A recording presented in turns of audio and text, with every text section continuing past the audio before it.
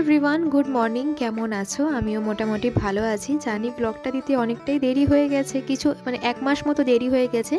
এটা কিন্তু নভেম্বরের ভিডিও। আমরা গেছিলাম সকালবেলা একটু কেনাকাটি করতে, তারপরে গেছিলাম স্মার্ট পয়েন্টে কিছু কেনাকাটি করতে। আর আমাদের প্রচুর অবস্থা দেখতে পাচ্ছে, স্মার্ট পয়েন্টে এসে যা পাচ্ছে কিন্তু টেনে নিয়ে হাঁটা দিচ্ছে। তো ও টুই টুই করে হাঁটছিল। তারপরে আমরা গেছিলাম একটা গিফটের দোকানে। আজকে একটা আমাদের নিমন্ত্রণ আছে, একটা মামার মেয়ের বুনুর বার্থডে পার্টি। তো আমরা সন্ধ্যাবেলায় যাবো, তো কী গিফট নিব সেটাই ভাবছিলাম।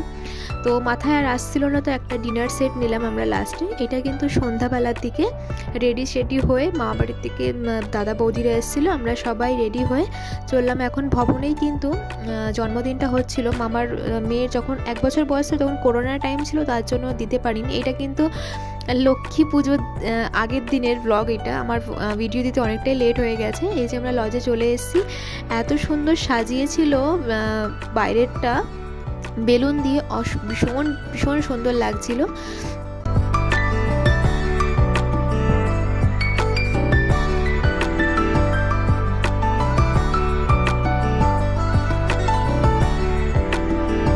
আবার ভুল করে উপরে চলে গেছিলাম। আর এখানে দুইজনা ছিল, ওই যে কি গোপাল ভাঁড় আর এনার নাম যেন কি ঠিক জানি না, উনি মানে প্রচণ্ড সবাইকে হাসাচ্ছিল, মানুষকে মনোরঞ্জন দেওয়ার জন্যই তো ওনারা আসেন।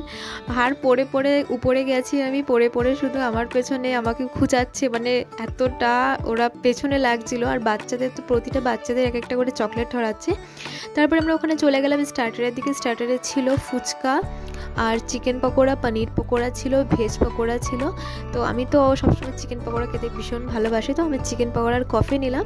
আর এখানে ছিল আইসক্রিম, স্টলেজ আইসক্রিম ছিল। আর আইসক্রিমটা না এত সুন্দর ছিল খেতে, আমি তো 4-5খানা খেয়ে নিয়েছি। আর এই যে বার্থডের যেখানটা কেক কাটা হবে সেখানটা এত সুন্দর করে সাজিয়েছিল, ভীষণ ভালো লাগছিল দেখতে। আমি এখানে কিছু আমার ছবি ক্লিপ দিয়ে দেবো, আমি ভিডিও করতে পারিনি। আর এখানে মামা গানের ব্যান্ড নিয়ে এসেছিলো, তো এখানে খুব সুন্দর সুন্দর গান হচ্ছিল। আমরা বেশ কিছুক্ষণ বসে বসে এখানে গান শুনছিলাম। এত সুন্দর গানের গলা, আমরা বেশ 1-1.5 ঘন্টা মতো এখানে বসে বসে গান শুনেছি।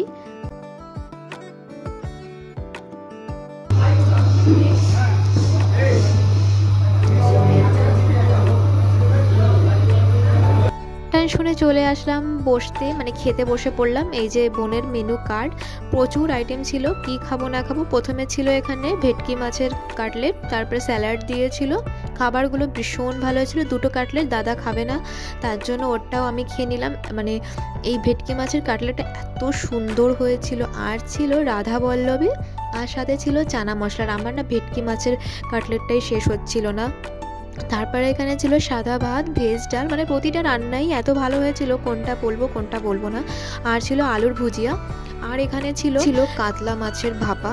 আমি কাতলা মাছের ভাপা কোনোদিনও খাইনি, এটা আমার ফার্স্ট টাইম। আমি ভেটকি মাছ খেয়েছি, আরও অনেক মাছ খেয়েছি, কিন্তু কাতলা ভাপাটা আমি কোনোদিন খাইনি। তো চলো একটু ট্রাই করে দেখি কেমন হয়। মাছটা না ভীষণ সুন্দর ছিল, দেখো মাছের সাইজটাও ভীষণ বড় ছিল, আর মাছটাও খুবই সুন্দর ছিল, আর খেতে দুর্দান্ত ছিল। আমি ভাপা ভেবেছিলাম খাবো না, কিন্তু মামি বললো খা। তারপরে দিয়েছিল এখানে ফ্রাইড রাইস আর চিকেন কষা। চিকেন কষাটা না মানে অপূর্ব সুন্দর, কেন কি বেশিরভাগে দেখবে যে অনুষ্ঠান বাড়িতে না চিকেনগুলো ঠিক কেমন হয়, কিন্তু এখানে ভীষণ ভালো ছিল। আর এখানে ছিল আমের চাটনি, আর সাথে ছিল পাঁপড়। আর এখানে 2 রকমের মিষ্টি দিয়েছিল, আমি একটাই নিয়েছি, রসগোল্লাটা বৌদির পাতের থেকে তুললাম। আর লাস্টে আবারও কিন্তু একটা আইসক্রিম খেলাম। তো আজকের ব্লগটা আমি এখানেই শেষ করব। নতুন একটি ব্লগ নিয়ে আবার দেখা হবে তোমাদের সাথে। ভালো থেকো, সুস্থ থেকো, আসি তাহলে, টাটা।